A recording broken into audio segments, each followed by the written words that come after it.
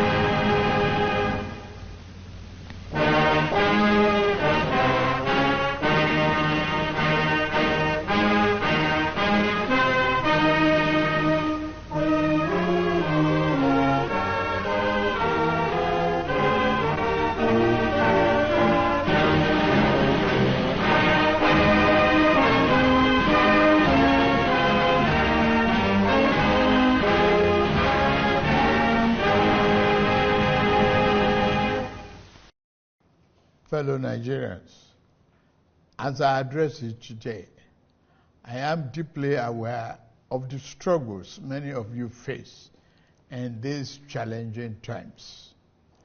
Our administration knows that many of you struggle with rising costs and the search for meaningful employment. I want to assure you that your voices are heard. As your president, I assure you that we are committed to finding sustainable solutions to alleviate the suffering of our citizens.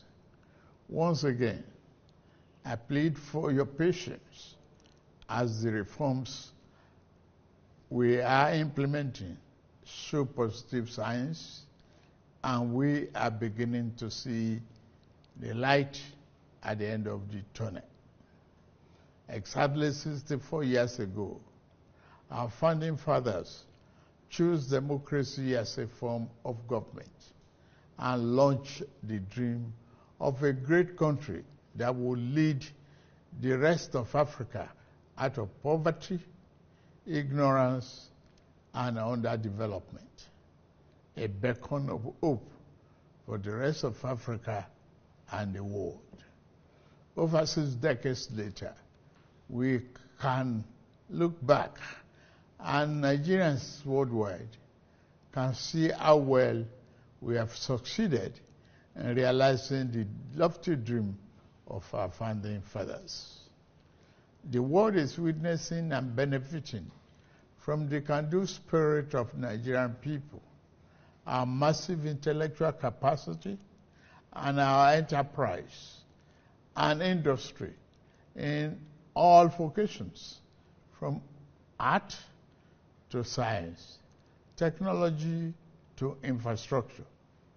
The dreams that our founding fathers envisaged are still work in progress.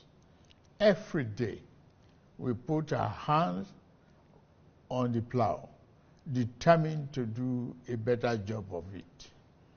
While it is tempting to focus on what has been left undone and where we have stumbled as a nation, we must never lose sight of how far we have come in forging and holding our country together. Since independence, our nation has survived many crises and upheavals that led to the dissolution and disintegration of many other nations worldwide. 6 years after independence, our country descended into a political crisis that led to a bitter and avoidable civil war Since returning from the brink of that darkest moment, we have learned to embrace our diversity and manage our differences better as we continue to work towards engendering a more perfect union. Despite the many challenges that buffeted our country, we remain a strong, united, and viable sovereign nation. Dear compatriots, our independence anniversary gave us another chance to reflect on how far we have gone in our journey to nation building and to renew our commitment to building a better nation that will serve present and future generations of Nigerians. While we celebrate the progress we have made as people in the last 64 years, we must also recognize some of our missed opportunities and mistakes of the past if we are to become one of the greatest nations on earth, as God has destined us to be. Our mistake must not be follow into the future. My administration took over leadership of our country 16 months ago at a critical juncture. The economy faced many headwinds and our physical security highly impaired. We found ourselves at a decent crossroad where we must choose between two paths: reform for progress and prosperity, or carry on the business as usual and collapse. We decided to reform our political economy and defense architecture. On the security front, I am happy to announce to you, my compatriots, that our administration is winning the war on terror and banditry. Our target is to eliminate all threats of Boko Haram, banditry, kidnapping for ransom, and the scourge of all forms of violent extremism. Within 1 year, our government has eliminated many Boko Haram and bandit commanders faster than ever. As of the last count, over 300 Boko Haram and bandit commanders have been eliminated by our gallant troops in the northeast, northwest, and some other part of the country. We have restored peace to hundreds of communities in the north, and thousands of our people have been able to return home. It is an unfinished business, I agree, which our security agencies are committed to ending as quickly as possible. As soon as we can restore peace to many communities in the troubled part of the north, our farmers can return to their farms. We expect to see a leap in food production and a downward spiral in food costs. I promise you, we shall not falter on this. Our government has been responding to the recent natural disasters, particularly the flooding in the part of the country. After Vice President Kashim Shettima visited Maiduguri, I also visited to assure our people that this federal government will always stand with our people in their times of trouble. At the last meeting of the Federal Executive Council, we approved a disaster relief fund to mobilize private and public sector funds to help us respond faster to emergencies. Our government has also ordered integrity tests of our dams in the country to avert future disasters. The economy is undergoing the necessary reforms and retooling to serve us better and more sustainably.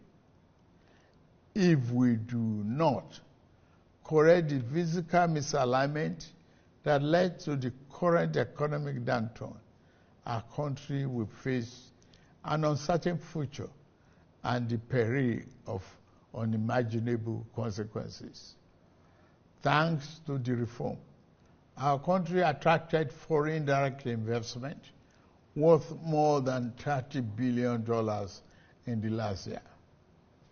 Fellow compatriots, our administration is committed to free enterprises, free entry, and free exit in investment while maintaining the sanctity and efficacy of our regulatory processes. This principle guides the divestment transaction in our upstream sector, where we are committed to changing the fortune positively. As such, ExxonMobil surplus divestment will receive ministerial approval in a matter of days, having been concluded by the regulator, NUPRC, in line with the Petroleum Industry Act, PIA. This was done in the same manner as other qualified divestment approved in the sector. The move will create vibrancy and increase oil and gas production positively, impacting our economy. The more disciplined approach adopted by the central bank to monetary policy management has ensured stability and predictability in our foreign exchange market. We inherited a reserve of over 33 billion 16 months ago. Since then, we have paid back the inherited forex backlog of 7 billion. We have cleared the ways and means debt of over 30 trillion naira. We have reduced the debt service ratio from 97% to 68%. Despite all this, we have managed to keep our foreign reserve at 37 billion. We continue to meet all our obligations and pay our bills. We are moving ahead with our fiscal policy reforms. We stimulate our productive capacity and create more jobs and prosperity. The Federal Executive Council approved the Economic Stabilization Bill, which will now be transmitted to the National Assembly. This transformative bill will make our business environment more friendly, stimulate investment, and reduce the tax burden on businesses and workers once they are passed into law. As part of our efforts to re-engineer our political economy, we are resolute in our determination to implement the Supreme Court judgment on the financial autonomy of local governments. The central concern of our people today is the high cost of living, especially food costs. This concern is shared by many around the globe as prices and the cost of living continue to rise worldwide. My fellow Nigerians, please be assured that we are implementing many measures to reduce the cost of living here at home. I commend the governors, particularly in Kebbi, Niger, Jigawa, Kwara, Nasarawa, and other Southwest governors that have embraced our agricultural production program. I urge other states to join the federal government in investing in mechanized farming. We are playing our part by supplying fertilizer and making tractors and other farm equipment available. Last week, the Federal Executive Council approved establishing a local assembly plant for 2,000 John Deere tractors, combine harvesters, disc riders, bottom plows, and other farm equipment.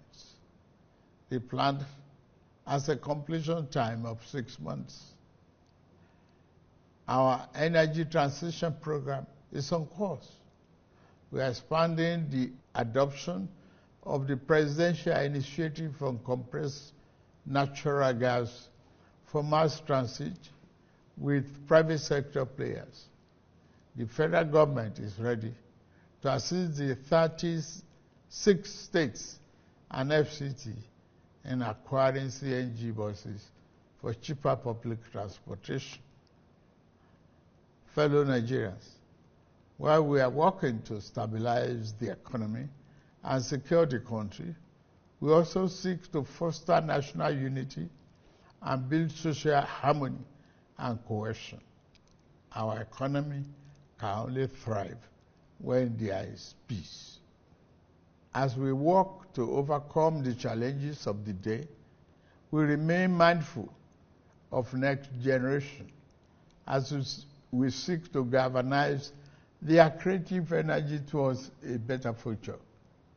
We lead today with the future we wish to bequeath to our children in focus, recognizing that we cannot design a future that belongs to them without making them its architects. Considering this, I am pleased to announce the gathering of a national youth conference. This conference will be a platform to address the diverse challenges and opportunities confronting our young people, who constitute more than 60% of our population. It will provoke meaningful dialogue and empower our young people to participate actively in nation building by ensuring that their voices are heard in shaping the policies that impact their lives. We are creating a pathway for a brighter tomorrow.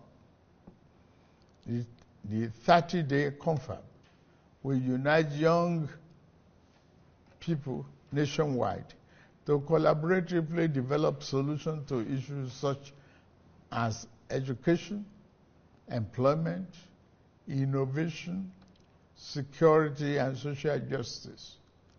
The modality of this confab and selection of delegates will be designed in close consultation with our young people through their representatives. Through this confab, it will be our job as leaders to ensure that their aspirations are at the heart of the conference deliberations. The government will thoroughly consider and implement the recommendations and outcomes from this forum as we remain resolute in our mission to build a more inclusive, prosperous, and united Nigeria.